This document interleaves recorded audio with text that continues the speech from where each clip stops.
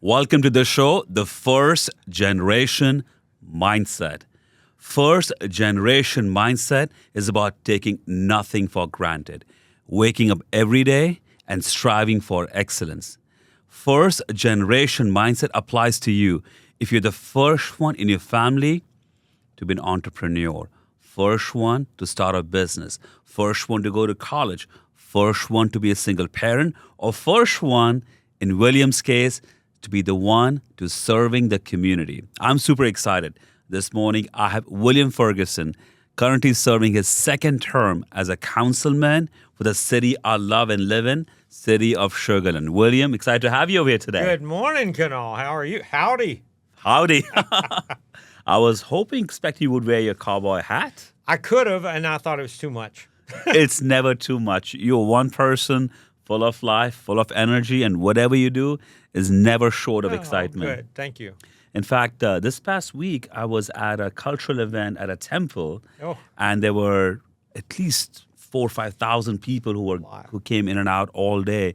And there I see William Ferguson with your cowboy hat on, but you also had the Indian cultural, tika on your forehead. Yes. And I took a picture of you. How was that experience? It was fabulous. So one of the great things about our greater community here, I have learned so much about things that I knew nothing about prior to my time as an elected official. And I'm grateful for every new lesson and every new culture. Absolutely. I've known you for a few years, but you've served our community for almost a decade as part of your William Ferguson, part of councilman for the city of Sugar Land. But being a homeowner, being a business partner in a market, you've had your fence business for over a decade. Family man, and your family is incredibly engaged with what we do on a daily basis. I want to hear about your journey. Why Sugar Land? Why did your family move over here? Your journey as being a business owner. And then, of course, when you made the decision of serving as a law enforcement officer, that was a big step for you as well. I want to hear about that. I also want to hear about you, William, as a journey as a councilman. You're serving your second term right now. Yes, sir. And you're only in the journey of going upwards and onwards. So we'd love for you to unwind for us your journey and your passion for serving the community. We'll have a lot of fun with that. Hell yeah. Well, I've learned a lot from you. So your book, and in fact, I want to say it was right after you published your book, you handed me your book, and I'll be candid with you. I'm not a big reader, okay? Even though I know the value of reading, it's knowledge. I read that book. I want to say I read it in 6 hours at the most, but I was only delayed because of the notes I wrote in my book. The book was powerful. The First Generation Mindset is not just a podcast to me. This mindset is something I never lived through, and you did. And so I went, wow, I do take a lot for granted. And in your book, you said you learned to never take anything for granted. And so it's changed my life just reading that book. Thank you. Wow, that's a huge compliment coming from William. Yes, it's my passion that I poured into my book that I wrote about a year back. It's on Amazon. And I talked about the process of, to be successful in life, it's not about setting the goals and accomplishing them. You got to have an overarching vision in life. What's your big picture? What do you want to accomplish in life? It's not monetary. It's not what you drive or live in. Then I have the framework in my book that I talk about its vision, value, and then ask. Most people lead by the ask, especially in my industry, in real estate. They lead by asking a client or customer, hey, do you want to buy a home? Do you want to sell a home?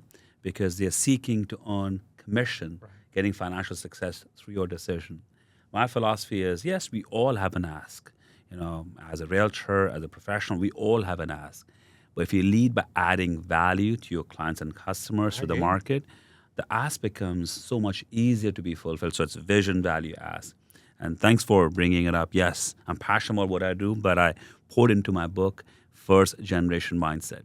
I would love to hear about what your vision has been, because my vision has evolved over the years. When I first came to America, I just want to get employment, just want to get a job, get my work permit, and then build my business. So vision has evolved.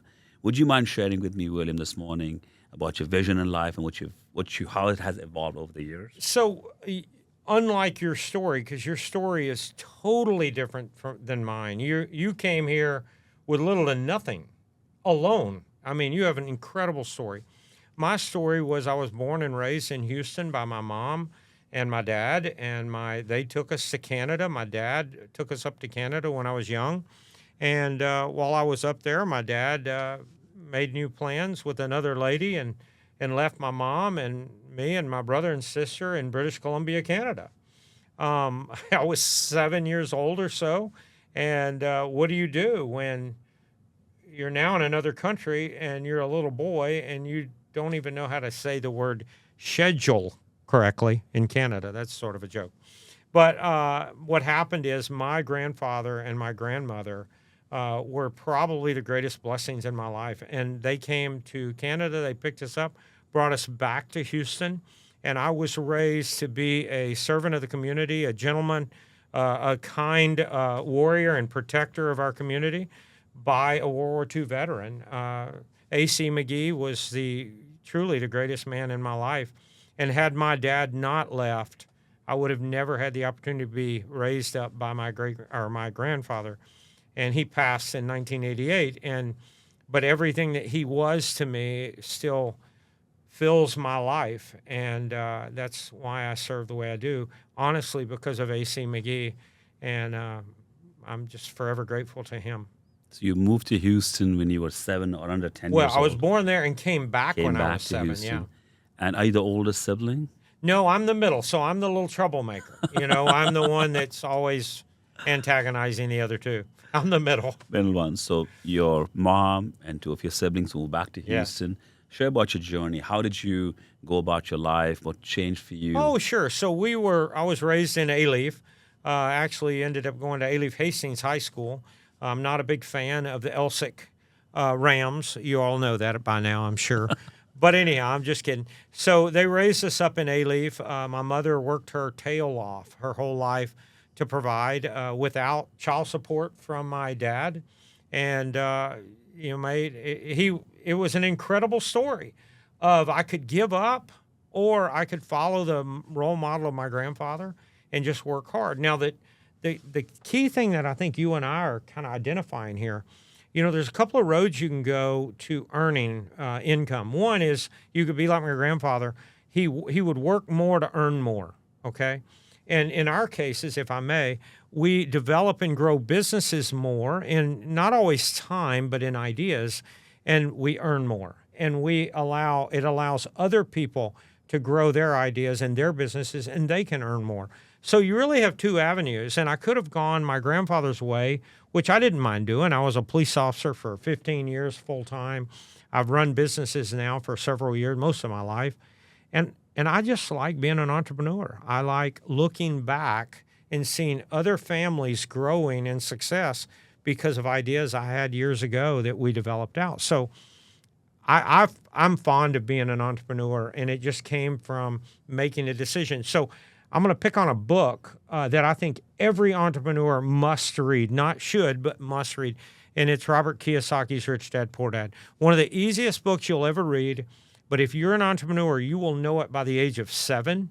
And if you're an entrepreneur, that book will speak to you because he is creative in teaching people how to make money with opportunities. And you talk about opportunities all the time. You're right on. Robert Kiyosaki was right on. It's about looking around you at opportunities and taking advantage of those. And all of a sudden, everyone around you will be more successful because of you taking advantage of your opportunities. So, William, everyone has different passions in life, drivers in life. And I agree with you, I echo with you that being an entrepreneur is truly my passion as well. But do you believe entrepreneurship is for everyone? Or is it for select few in the world? No. So my wife will kill me for saying this. My wife could never be an entrepreneur. My wife is one of the most incredible. She just retired from teaching, 24 years. She is an hourly click, click, click. You do this today, you do this tomorrow. An entrepreneur doesn't function that way. An entrepreneur will see a new opportunity and go in that direction. So no, I don't believe everyone is an entrepreneur. If you feel you have that spirit, I can assure you, you will know it by the time you're young. And if you have it, you're going to be willing to take risks on ideas. And you may have family and friends that look back and go, why in the world would you try that? A solar business. Why would you build a whole property to help entrepreneurs grow their businesses? they don't understand that. They don't have that spirit. And it's okay because I don't have their spirit to go click, click, click every day. It's not in me either. That's the key. It is okay. And It's okay. I agree with you. Even on my end, my better half, my wife, is not wired geared to be an entrepreneur. She's in the dental industry and works with patients, taking care of the teeth. And she likes to do her best at work, but when she gets home, she's unplugged. She's in her zone, taking care of family, taking care of kids. Whereas as a business owner, it's hard to unplug. It could be a Christmas Eve, it could be Thanksgiving, when you have a client that you're working with and they have a need to resolve an issue, you have to step in. So I agree with you. Entrepreneurship is not for everyone. And I agree. what's good and bad is, the media, when you watch certain show like Shark Tank and all the other inspirational shows, oh, I want to be an entrepreneur as well. What's not evident is what goes behind the scene being a successful entrepreneur, the sacrifice that you have to make, the tough decisions that you have to make ends meet. And you have to make sure, if you are running a company organization, your employees, staff members have to be paid regardless. If you have to cut corners and eat, ramen noodles for a few weeks or days, it does not matter, but they have to be fed. So entrepreneurship truly is not for everyone. And the ones who choose to be entrepreneurs, kudos to them. The ones who do not choose to be entrepreneurs, kudos to them as well, because there's a balance. If everyone was an entrepreneur, nothing would move forward. Right. So either you are in it, and I love what you said, William, early on, at a young age, are you a risk taker? You know what they like to do more in life. And some people are just, you know what, I'm going to do my job, be happy, have a great balance. And to add to that, so let's say you find yourself right now, you're 35 years old, and you really, really, really have a desire to do something different or to do something big. Understand this. You can capture a system that is already in place by entrepreneurs that have already developed a system, and you can apply it to your life, and it'll be good. Now, it'll be probably a little less risky than what you have faced and what I have faced, because the system is already developed. It's okay. And maybe from that idea, you will develop beyond that system. So I would challenge anyone that is looking to do something new or maybe slightly challenging, grab a system that works and run with it. And it's going to reduce your risk or your loss potentially by having a positive system. William, do you believe that if someone wants to be an entrepreneur, business owner, and today there are a lot of businesses to pursue, but there's also something about what you believe in and what your passion is. Absolutely. What is your perspective on that, William? So I think a long time ago, my desire was to deliver a service to a customer. And I wanted them to have the best experience. I wanted it to be low friction. I wanted it to just be something they told all their friends about. But I'll be candid with you. The older I get, the less I enjoy services as much as I enjoy a product. This microphone, if it's a good microphone, I would like to sell 1 million of these microphones and build fewer fences because of personalities. It's a long story. So you really need to find out, if you want to be an entrepreneur, you really need to decide, what do I want to deliver? And sometimes it's the same, but in your case, if I may, with what you have here, you're providing both a product and a service. It's really unique. I for the most part, we're providing a fence, yes, but we're providing a service. And what I look around and I see in your life is somehow you found a balance to both product and service. To an extent, yes. And my philosophy or my belief system, William, is pursuing a business that can make you money, your journey in that strategy is going to be limited. I'll give you an extreme example. In our market, if you are in the healthcare industry, you're going to be sustaining yourself for generations. Sure. The opposite of that is a funeral home. If you own and run a funeral home, people are going to pass away at some point in time or the other. And I haven't run the numbers, but maybe it's a right financial model.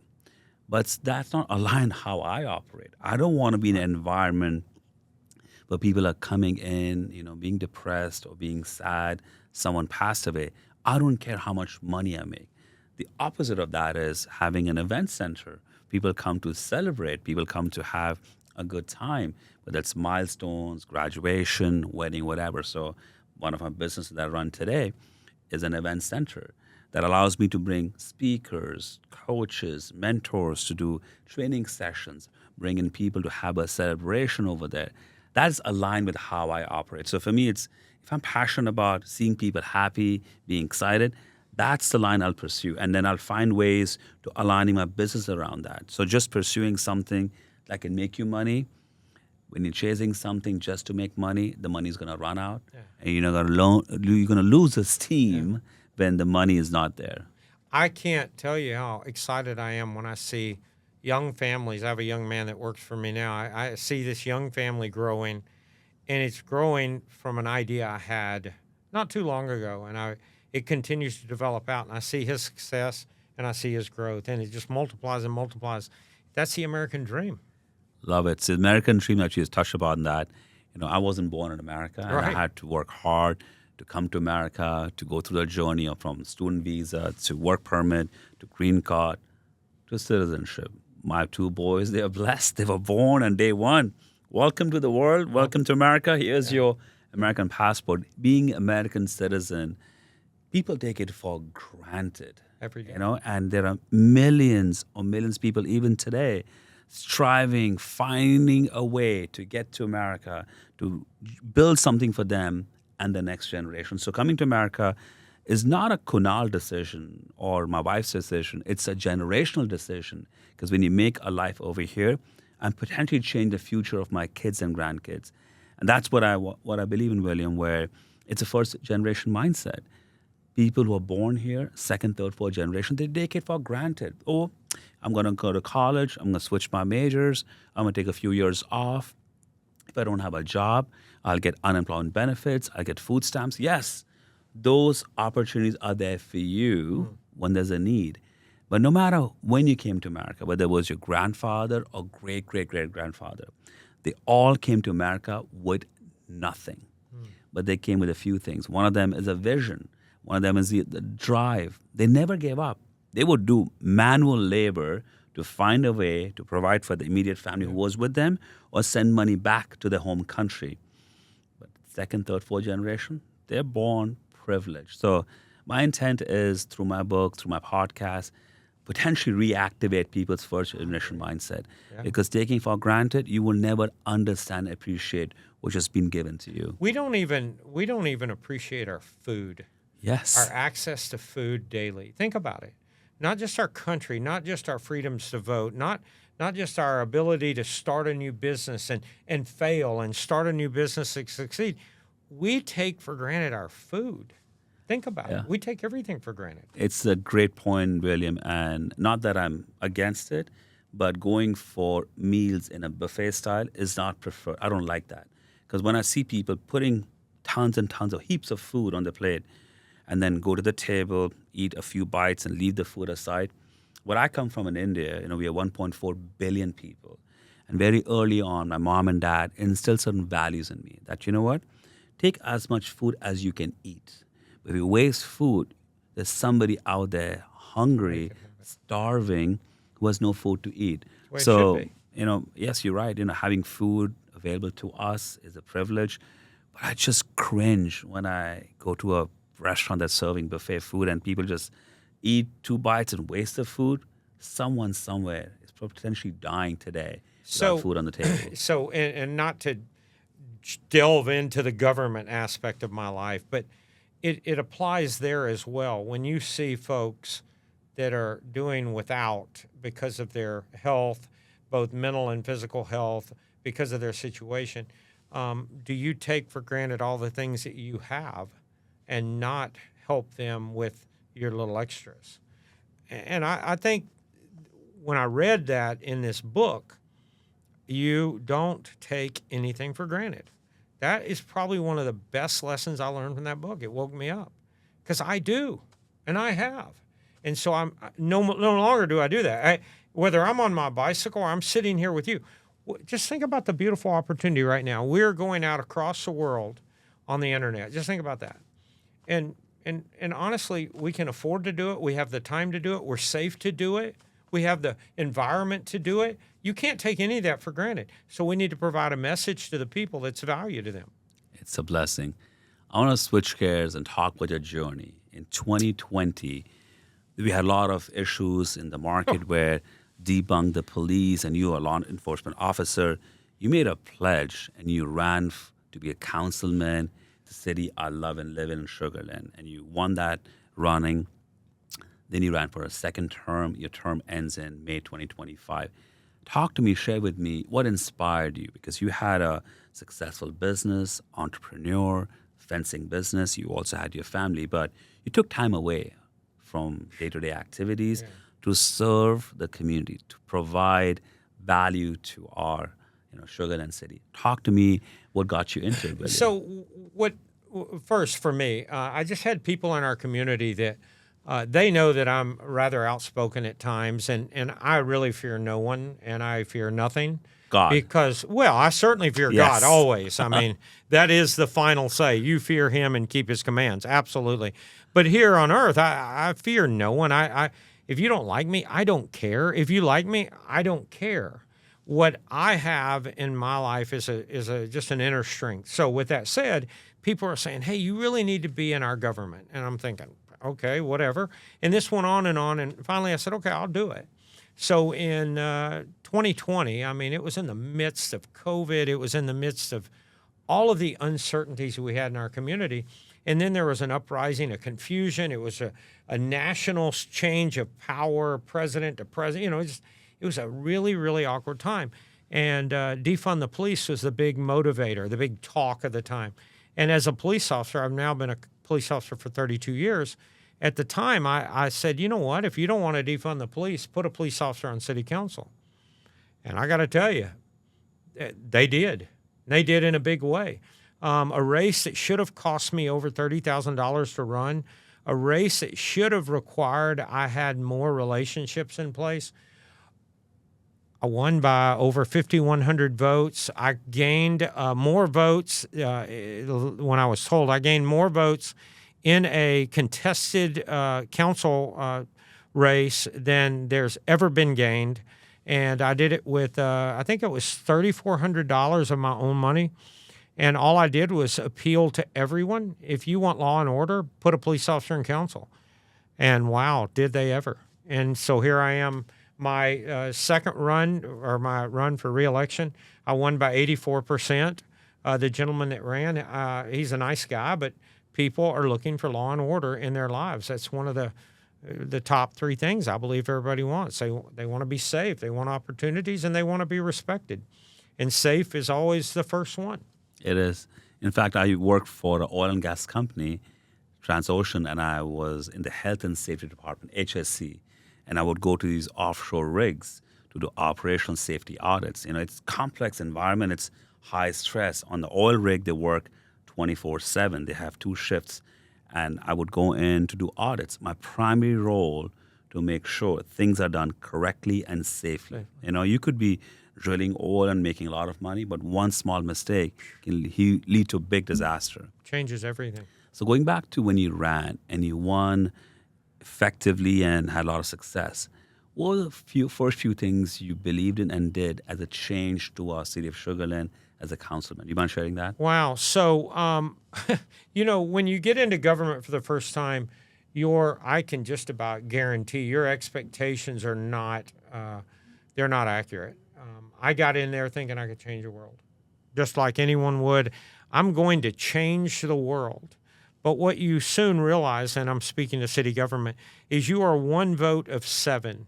So unless 3 others agree with you, not much is going to change. Maybe some mindset will change. And I'll be candid with you. I think I've been able to bring that to our council. And we are an amazing city. If you follow us at all, and I know you do, we have the second lowest property tax rate in the state of Texas. We have the best police, the best fire, the best EMS. We have the best public works. We do all of that with the least because of our mindset to serve the people. And I have to believe that my life experiences and my leadership role in government has continued to foster that mindset. How can we serve the community better and better and better? I mean, we're not quite, if I may use a pun, we're not quite Chick-fil-A yet, but we're working on it. So when you came in for the first time in 2020, what was the first thing that you thought about making a change, and how did you go about it? Improve customer service, period. If someone's having a problem with a broken sidewalk, get them information. Now, that's been difficult just because of the immensity, the size of that. You may or may not know this. We have over 700 miles of sidewalk in our city, and I want to say it's about $900,000 a year we utilize to improve those sidewalks. We're talking about more miles than going to Dallas and back from this office. Think about that for a minute. And you're only using $900,000 to manage that. So these are the challenges to customer service. So let's say you can't meet that immediate need of one of your residents. It's okay. Communicate with them. Communicate the timeline. Communicate something real. The worst thing you can do, and I'm not picking on a local city, but I can assure you, there is a very large local city here next to you and I right now that you just might as well forget about your complaint because they're not going to hear it. It's just too big. So if you can bring customer service and at a 0.35 tax rate, it's unbelievable. And if I may, to give a comparison to those in our community, our 0.35, now we're not a bedroom community. We have retail sales tax dollars that support it. But to give you an idea, we're 0.35. Locally, Missouri City is 0.57. So they're not quite double us, but Pearland is. And you start going, wow, how did you get to that? Well, it was great planning by men and women long before me. All I feel like I'm driving is customer service. It's okay we can't get to them right away. Communicate that. And people seem to like being communicated with. When you said we're not Chick-fil-A as yet, Yeah. but we aspire to be Chick-fil-A, that is so relevant. Yeah. And, I love Chick-fil-A. My kids love Chick-fil-A. And just this past weekend, I happened to go a different chain of a fast food because it was convenient. It was on the way. And I'm standing in line, waiting. There are 3 people working. No one greets you. No one talks to you. When they take the order, they have this, for lack of a better word, mean face. Okay, what do you want to eat? And so, for number 4, number 5. The first thing they ask you when you walk into a Chick-fil-A or go through drive-thru is, what's your name? What's your name? Your Every favorite time. word in your life, my favorite word in my life is my name. Of course. Right? It's your name. That's your favorite word. And when they ask you, what's your name, that creates an instant connection. Mr. William, Mr. Ferguson, Mr. Seth, Kunal, whatever. That's when they call you when your order is ready, not number 642-495. The simple aspect of engaging with someone through their favorite word in life, which is their name, is the start of a relationship. And then when the order is ready, the seamless process of them standing outside, taking the order while you're waiting in line is fantastic. The food is great as well, no question about that, but it's a customer service. And at the end of it, and when you say thank you, they say what? My pleasure. My pleasure. And they live it out. So Yeah. look, it's not about Chick-fil-A, but it's about being better every day. There's another book called The Purple Cow. I don't know. Did you read it? I've not. So The Purple Cow was in a world of cows. Be purple. It's okay to be a cow, right? But be different. When people look at the cows, there's Kunal. He's the purple one. He's driving things in a different way. He's delivering in a different way. Be purple. So these are simple books, but they'll get in your head to be purple. And so I challenge people to be grateful for the businesses that you've started, the businesses that you are in.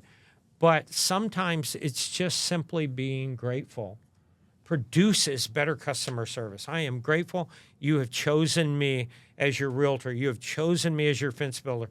I am grateful. Let me serve you with minimal friction. I love that term. But guys, this isn't difficult. Now, again, if you're not an entrepreneur, this may feel very challenging to you.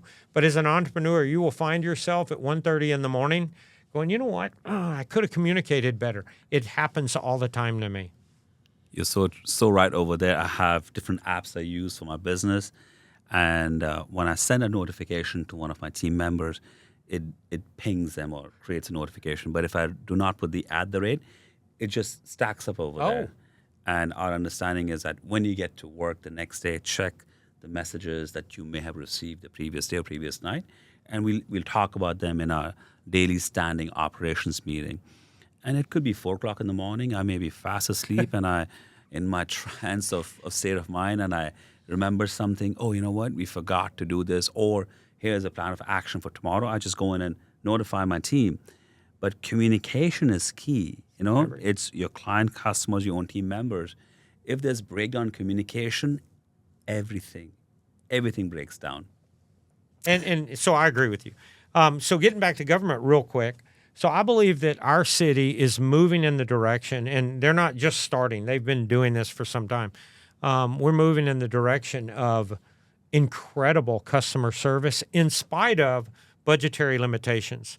You will always have those limitations because while you're trying to meet a high standard or a high level of service that some people want, not everyone wants to pay for that level. Because you literally could have a police officer on every single corner in your community if everybody was willing to pay for it. But not everyone can afford that, if I may. So we find the happy medium to where we stay in the top 2, 3 in performers in the state, and the balance to our budget is manageable so that everyone can reap that benefit. But mobility, you see that outside this building right now, the challenges of mobility. We all want to get around when we want to get around, but we don't want you to do the construction and improvements to make that happen. And we sit back and go, well, you can't have both, so customer service will deliver a message some people don't want to hear. But it is a message of future knowledge. This is the direction we're going. Sorry it upsets you that you're going to be delayed, but ultimately you're going to have more mobility, improved mobility. So Sugar Land as a city has grown over the years. It's a population growth, business growth. A lot of companies are moving the headquarters to our city of Sugar Land. The schooling system is phenomenal, one that is top in the state. There's a lot that happens in Sugar Land. What gets you most excited? I know we have a lot of outdoor activities. We have a new center close to us. We have the Smart Financial Center. We bring concerts and events over there. What gets you most excited about being in Sugar Land, William? Well, I got to tell you, so certainly I love my outdoor activities. I love all of what you just listed. I go to Smart Financial quite often, and I get to reap the benefits of those great ideas that today we can go see a concert that we would have never had the opportunity to see if people had not thought about that 10, 12, 15 years ago. Anyhow, I love all that. But I don't mind telling you, I still get really excited, and you've seen it on my podcast. I get really excited about new businesses coming here, new small businesses. I love chain businesses, don't get me wrong. But I love when someone takes a risk with us, not on us, but with us. Because the city of Sugar Land, there are restrictions and guidelines that they got to work around getting into a startup. But at the end of the day, we want to grab them by the hand and help them grow their business. We don't want to interfere with their business. Yet sometimes our regulation seems that way, and we have to adjust those regulations to help our city continue to grow. But I would say seeing a small startup is so exciting. Oh, it's so exciting. Because just think of the future. At one point, Whataburger was a startup. Walmart was a startup. And if you can foster that, next thing you know, sky's the limit. I agree with you 100%. Every big business was a startup business at some point of time.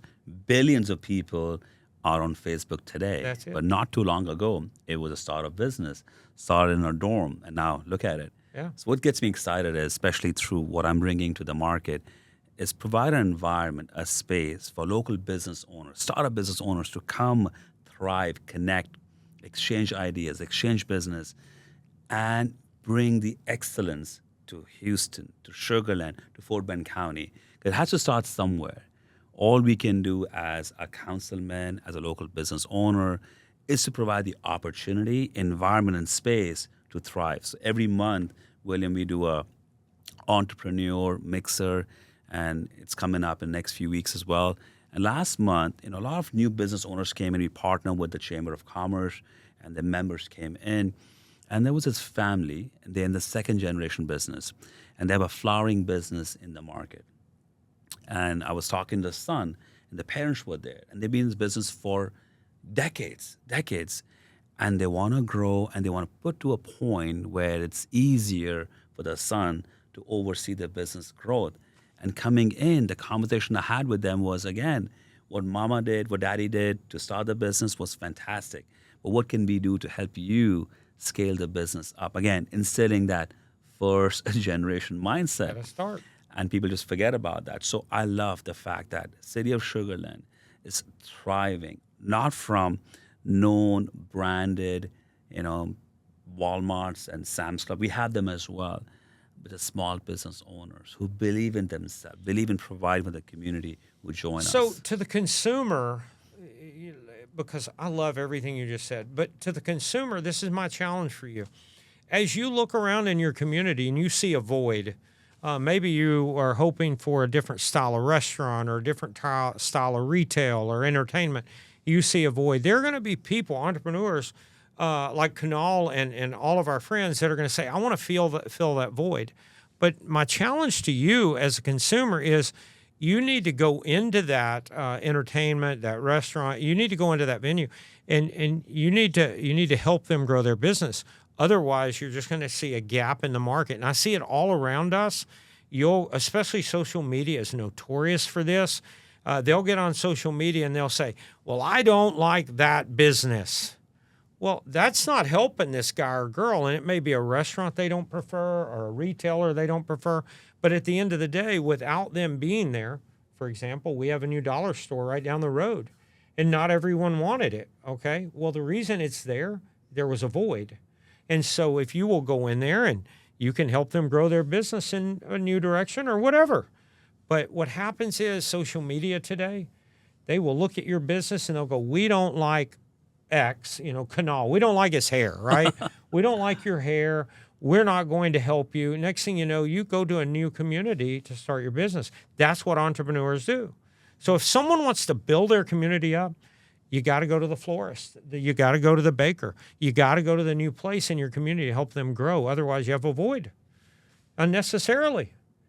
And so I go to restaurants. I would not normally even, I'm very picky about my food now. I go in there, I'm like, I'm going to try it.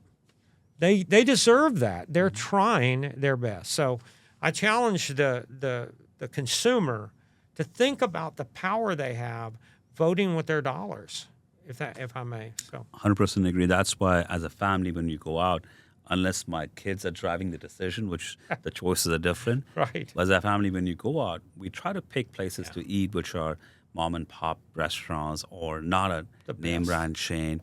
And same thing with doing business. I want to work with a local home inspection company, a local lending company. Yes. They're the Chases, they're the Bank of Americas, corporations. They have tons of customers reaching out to them to find a lending solution. But a local lender who is striving for excellence. We have actually a partnership with Geneva Mortgage. Nico runs that over here, and she's actually part of our ecosystem being in our building over here. And I see her every day, not just when I'm doing a transaction, but down the hall when we sip some coffee, having lunch. I got to know her so much better being in the same environment. I know her story. I know what drives her. I know what sacrifices she has made, is making, and will continue making. I want to know more about them. I'm more committed. I'm going to do whatever it takes to make you more successful. So in our business, it's a two-way street. As a business owner, as an entrepreneur, you can set up a business, but we need the community to come to us. I'll share one more thing with you. We have this building, we have the event center, and I get calls all the time. Well, I'm a volunteer organization. I need this space at no cost. And yes, on a case-by-case basis, I do accommodate the request. But sometimes I determine that they have the financial means, just trying to save money. At the same time, I have this organization which is run by Paresh. I'm drawing a blank on the name of the organization. It'll come to me in a second. So this is a kid who is in 11th grade. Purna Foundation. 11th grader. And for the last 6 years, ever since he was in middle school, he does classes for other kids at no cost to help them be more effective communicators, does classes for speaking, robotics classes, all those things. So about 6-8 months back, he and his parents reached out to me. We do this camps, we do classes for kids, we charge nothing. And we struggle for finding a space. And we go to the library, sometimes they're available, not available. Can you help us? I said, absolutely, yes. I mean, if you're doing something for the Wow. community, you're not making a dollar, and as a kid, he's in 11th grade, and you're spending your time, effort, energy to help other kids, I'm in. And it's been several months. Every week they come in, they bring a group of kids. This past summer, we were booked every day. I dedicated a space just for them. What did I charge them? Nothing. In fact, I was happy to even give them money. When you Right. have that kind of volunteer organization coming to ask me for help, my doors are wide open. Yeah. But then the other ones, hey, can I come in, get the space because I'm so and so and I need volunteer? But what's your objective? You're doing the event to do what? To raise money. More money. To raise money for yourself. So you want to Yeah. use my opportunity to raise money for yourself, Yeah. but you're not aligned with helping me be more successful, other people to be more successful. So it's give and take. So while I love being part of the community, but we have to be upfront. Sure. What value we adding, what Sure. I ask is. When people keep taking, Yeah. there comes a time you say, you know what, time out. Like, even I have bills to pay. I'm also providing for a family and resources. Nothing is built for And then free. some, yeah. So, absolutely agree with all of that. I as I sit here and I think about the questions you've asked me so far, and I think of my experiences from my personal life to, and by the way, this year I've been with my wife 39 years. I've been married 34 years to this amazing lady, Wow. and she has walked every step with me. And without her, I think I would have gone in the absolute wrong direction more than once. I think I've stepped in that direction before, and she pulled me back. And so I would say everything that I have, everything that I am, I owe to my wife, my grandfather, my mother, and all of my great influence friends like you that kind of keep me pulled back and keep reminding me of my mission. Because you know how distracting it gets with when you've got your hands in everything. It's easy to get distracted. So as I sit here and think about what I'm most thankful for, I think I'm most thankful for my relationships and my opportunities that I've identified. So these are just things, but this is a great city. Everyone has great opportunities. We're going to keep you safe. Just continue to enjoy life here, but don't take any effort and be purple. Be purple. You got to be purple. I'm going to right? read that book, Purple Cow. The Purple Cow. Read the Purple book. Cow. It's great. And you've done it. You've been driving down a country road and you look over and you see all these cows or whatever you see. They all look alike. One's a Yeah. little brown, one's a little black, one's a little whatever. You know, they all just look like cows. But if you looked out and saw a purple one, you'd be like, what's with the purple cow? Yeah. That's who you are. That's who you become. When you read the book, you'll realize just be different. Now, don't be negative different. Don't, and you've seen that also. Don't be, I call it drains and fountains. So you, sir, are a fountain. There are people in your lives that are drains, and they never deliver any life to you. They're always sucking it out of you. So I challenge everyone, when you talk about the ask, always be a fountain and ask. So what you're about to get sick of is I'm adding driveways and sidewalks, concrete work to my business. So Fort Harris will have that. And so people are going to get really tired of my upcoming asks, right? But we're going to bring value in that we're going to be as frictionless as we can while we're improving their properties with concrete, not just fences. And so these are the things that change because I have developed new relationships that can deliver great service. So why not, right? And that's where we're at right now. It's a really fun time. You mentioned relationships are really important. And you shared with me early on this morning that when you were getting dressed to come to the studio to engage with me, you had a wardrobe full of Yeah, sure. choices to pick, but you specifically picked this shirt. This shirt. This yes. shirt. And you shared it's your mom's Yes. favorite color. And you said it would bring a smile to your mom to see her son, no matter how old we are, Right. we're still babies for our parents. I still am. My Yeah. mom looks at me the same way. You know. Did you eat your food? Kunal, did you do this? Very caring. So you wore the shirt for your mom. Talk about So that. this podcast today, I had some idea what our conversation was going to be about. This podcast with you today is about truly the successes I have in my life because of my mom, because of my grandmother, because of all the great men and women in my life. And so when I was getting ready today, I was going to put on a sport coat, and then it dawned on me. This shirt represents my mom because she loves this color for some reason. So, Mom, this is for you. And I would not be here today if it were not for her on your show. So I did want to digress one last time back to our local city. We have a lot of things happening, a lot of great things happening in our city right now, a lot of mobility improvements. There's a lot of things happening. But the key thing is there's a lot of uncertainty also. And you know what? That's okay. I talk to people all the time. They complain. They have concerns. They have fears. And I just want everybody to know, if I leave this podcast with any message to the community, is there are a lot of uncertainties right now. But know this, you have selected, if I may, some really good people to speak and vote for you. And I don't want you to fear. I want you to engage and embrace change and embrace the uncertainties of business, of social. I want you to embrace that you brought up earlier. I mean, what a great event the other evening, getting to know my Hindu friends and everything. I want everyone that's listening to know there are great uncertainties, but you have great men and women that truly, and I sit with them, they are concerned about you. And I don't want you to fear, because we got it. We proved year over year over year that we've got your back. And it's okay to be fearful. It's okay to have questions, but it's going to be okay. We got you. It is going to be okay. Yeah, it's going to be okay. That. So, William, always, I get excited. I get to talk to you, whether it's in a formal setting or I bumped into you at an event. Your energy, excitement is always there. And I believe one thing, William. People who are low energy, most of them are low risk takers. Yeah. They just want to take it chill, do it the right way, and take their time. People who are high energy, most of them want action, want activity. They also make mistakes, but they're risk takers. And in life, you want to progress, you have to take risks.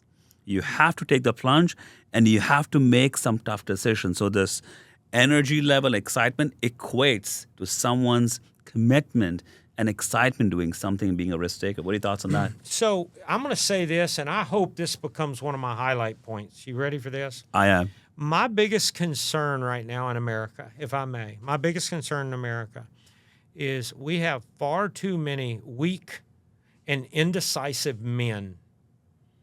And I can't say that any clearer. And some of you right now are going, who does he think he is? But let me tell you, the greatest generation in our nation, they were not weak and they were not indecisive. You are going to make mistakes, and it's okay to make mistakes based on the information you have at hand. But to me, the worst thing that we can be is men that are weak and indecisive, because this nation needs strength, strong decision makers, not weak, indecisive men. And I see it every single day, and it breaks my heart, because they didn't have a grandfather like I did that would have demanded you make a decision right now. You've been given information, Kunal, make a decision. And it may be right, it may be wrong, but we're going to follow you into the fire, so let's go. Which way? And you're going to say, we're going left, let's go left.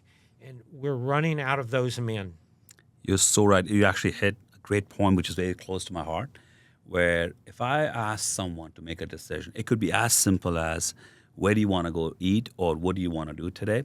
Whatever you want. Nothing wrong with that.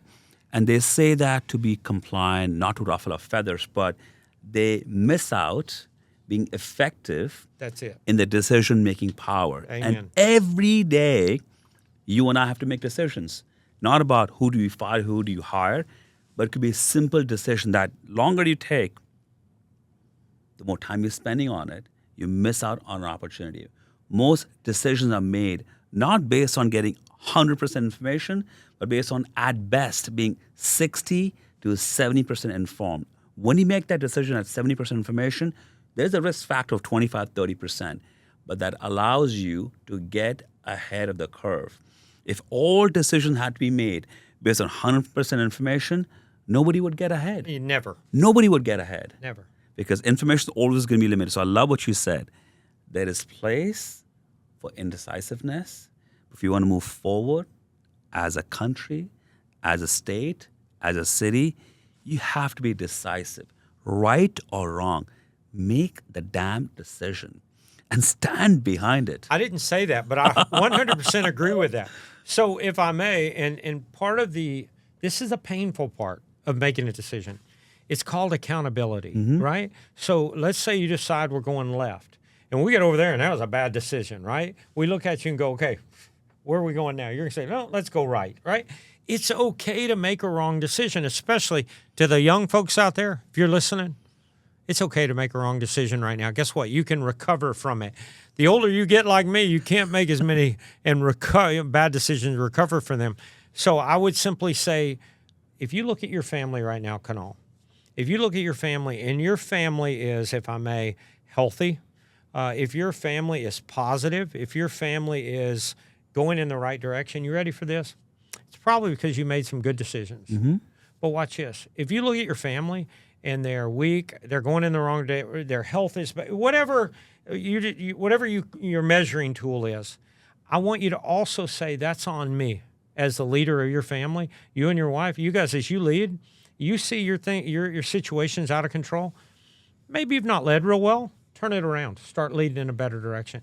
And I know that accountability hurts, but if I may, you remember, so a year plus ago, I was 42 pounds heavier. Why? I just ate sugar too often. High fructose corn syrup was killing me, right? But I had to look at myself and say, hey, what are you doing, right? That applies to everything that we do. It applies to where we go to work, the businesses we start or don't start, and the fear we live in. You've got to take accountability for what the direction you're going in.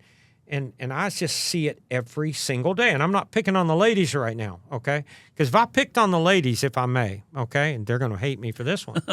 But as I look at a family, generally speaking, the mom makes most of the decisions.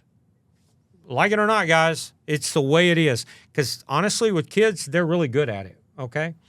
Moms make most of the decisions. So when you look at your family, and they're not going in the direction you want, Mom, maybe you need to make a better decision. And Dad, maybe you need to make a better decision. Whatever your family makeup is, take a hold of the responsibility for the wrong or right direction. It's okay. And I know this is about being an entrepreneur, but developing your family is at the end of our life, at the end of my life. I think that's going to be the most important thing. I can look back and say, yeah, I started a business. One failed, one succeeded. I was in government, blah, blah, blah, right? But I think while I'm laying there on my bed in the final moments, I'm going to be grateful I did a good job or not for my family. You know, when you say family, I'll share one thing about my personal family. I may be a leader, I may be running operations and business outside of home, but at home, I have two young boys. Even if you ask them today, and they said it, vocalized it, I asked them, who's the boss of the home?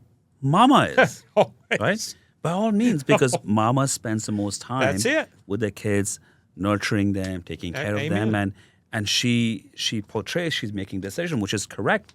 Mama's in charge at home. That's it. I'm still the leader of the household, leading my family in certain direction, certain growth strategies, certain things that I want to instill in my kids, but it has to be done in a way that's aligned with the household, how it's run. It has to be run through the wife. If I come in every evening and say, boys, I want this done, that done, they will not get it. It has to be communicated effectively to the leader they recognize as someone who is nurturing for them, caring for them. So leadership starts at home.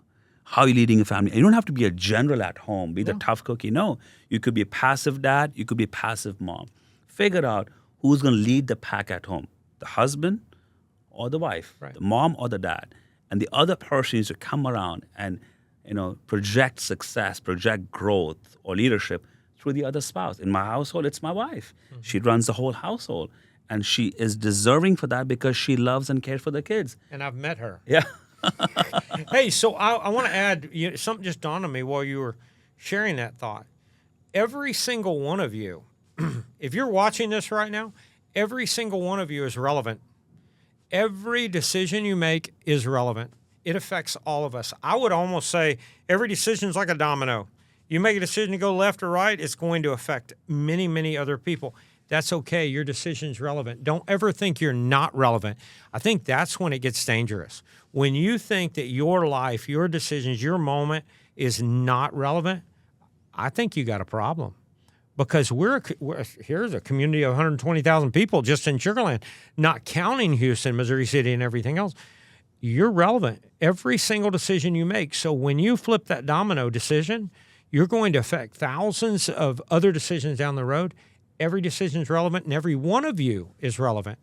And so I would say maybe we start to think we're not relevant and we stop leading. And by the way, the family, if you just described something interesting. So here it is, 2024. I've got to tell you, I see family makeups that are all different. As a person in government, I see moms and dads and dads and moms and dads and whatever, right? I see crazy. I see only moms, only dads. Dads trying to be. At the end of the day, the individuals are responsible for their families, whatever that looks like. That's not for me to decide. Mine is to encourage you to make the right decision, to go in the right direction, and you won't from time to time. It's okay. It's okay. It is okay.